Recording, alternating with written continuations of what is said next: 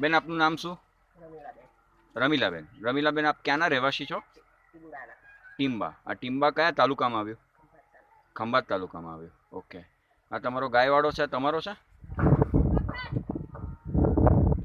બેન, આપે ગૌ અમૃત કેટલા દિવસ પહેલા ખરીદી કરી હતી? 1 મહિના પહેલા. અને આપે જે ગૌ અમૃત ખરીદ્યું એમાં તમે કઈ ગાયને ગૌ અમૃત ખવડાવતા હતા? ચારે ગાયો ખવડાવીએ છીએ. આ જે દેખાય છે બધી ગાયોને ખવડાવો છો? ઓકે. અને આપને ગૌ અમૃત આપ્યા પછીથી તમને ગાયના રિઝલ્ટમાં શું ફરક શું દેખાય છે? દૂધ વધે છે અને આ અતીડીએ માટે સારું છે. આમાં અતીડીએ મરી જાય છે. અતીડી મરી જાય છે અને દૂધમાં વધારો થાય છે. તમારે દૂધમાં એક ટંકમાં કેટલો વધારો થયો? 500 ગ્રામ. 500 ગ્રામ દૂધમાં વધારો થયો. ઓકે. અને અતીડી માટે તમે ઉપયોગ કેવી રીતના કર્યો કે અતીડી ગાયબ થઈ ગઈ એવું ઉપયોગ?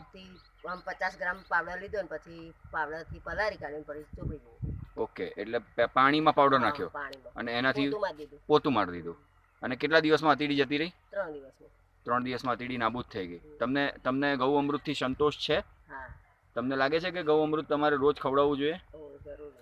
અને બીજા ગાય માતા જે લોકો રાખતા હોય એ લોકોએ ગૌ અમૃત ખવડાવવું જોઈએ? એ જરૂરી છે ને. જરૂરી છે? ઓકે બેન, થેન્ક યુ વેરી મચ બેન.